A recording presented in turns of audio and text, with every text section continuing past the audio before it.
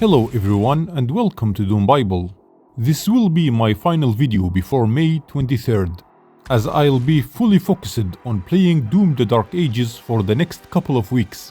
Don't worry, no spoilers in this video. I haven't played the game yet or watched any review content myself. Now let's get started. Here are 10 characters or entities that will likely not appear in Doom the Dark Ages. Many think that the siege level titan in Doom the Dark Ages is the Dreadnought mentioned in Doom Eternal's codex, but that doesn't add up. In Doom Eternal, the Dreadnought appeared while the Slayer was still Doom Guy, before he gained divine powers through the Divinity Machine, and only after that he used the Crucible to slay the Dreadnought. But in Doom the Dark Ages, the Slayer has already been empowered by the Divinity Machine from the start, before the Titan appeared. This suggests that the siege level titan isn't the same Dreadnought from Doom Eternal. Maybe it's another of its kind, or possibly a sibling. Anyway, let's continue. As we know, the Doomslayer arrived in Argent Dinur through space and time, cast by the magic of the sister resurrector from Doom 64.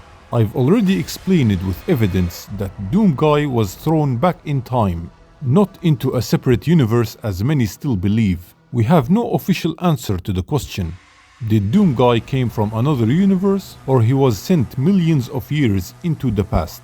Personally, I don't think we'll get an answer at all. Based on what we've seen in the Xbox Developer Direct, it's clear that id Software is now aiming to simplify the story. Bridging the gap between Doom 64 and Doom the Dark Ages would be a complicated undertaking, and they will likely focus only on the story at hand. That said, it's still possible they might leave a clue in the codex. And if they do, then my Doom Bible may be challenged by Hugo himself. The Khan Maykr hasn't been seen in any trailer, and I don't expect her to appear at all. The Khan Maykr had a huge presence in Doom Eternal. Featuring her again might make the story feel repetitive or overly reliant on the past characters, which could undermine the freshness of the Dark Ages narrative. I don't think id Software will focus on the Dark Lord either. Maybe they will mention him once, but probably not. Introducing the Dark Lord or even his unholy deal with the Khan Maykr would add unnecessary complexity and shift attention away from the newer characters like Ahzrak. While the game is still focused on how the Makers and the Sentinel Priests became selfish and corrupted, I doubt they will dive deep into the Dark Lord's lore.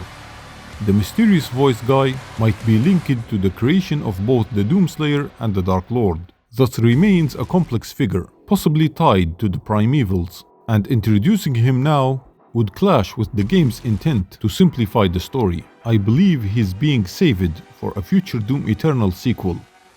Mentioned only once in Doom 2016 as the Hell entity who forged the Doomslayer's armor, the Wretch never mentioned in Doom Eternal and probably won't appear now. His story might be better suited for a future campaign, maybe something set just before the Slayer's imprisonment in the cursed sarcophagus. Samur had a huge presence in both Doom 2016 and Eternal. Featuring him in this game again might damage the story. Likely he won't appear. His main role was to take the Slayer to the Divinity Machine, which has already happened by the time the Dark Ages begins. After that, he fled, targeted as a heretic, and that's probably where his story pauses for now. Just like Samur and the Khan Maykr, the father is unlikely to be mentioned in Doom the Dark Ages. It seems id Software wants to avoid relying on the same characters from Doom 2016 and Eternal. The father's life sphere rests atop Ingmar Sanctum, a location that probably won't appear in this game, and his consciousness remained with Samur, who fled after awakening the Slayer's power. Unless, of course, there's a plot twist. Perhaps the robotic AI voice in the Slayer's suit turns out to be an early Vega prototype, built by Samur before he disappeared.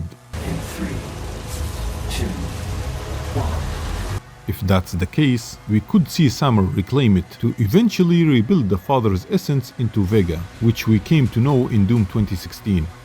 This could be the first Doom game ever with no involvement from the UAC. However, we may see something similar.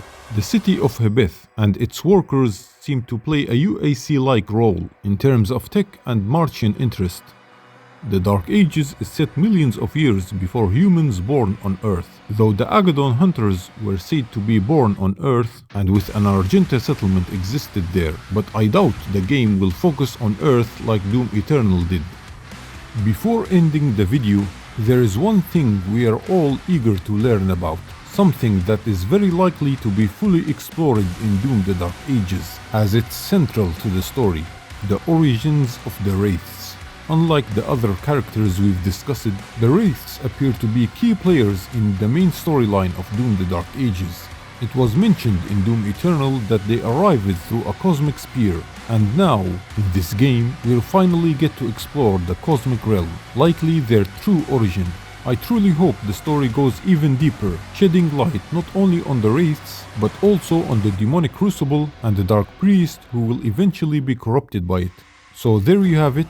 Will my Doom Bible be proven worthy and accurate, or will be proven false, just like the Book of Seraphs? Can you answer this question, dear Lord?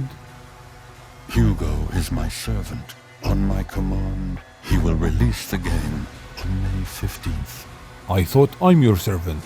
Anyway, subscribe so you don't miss my full story and gameplay review on May 23rd. Thanks for watching.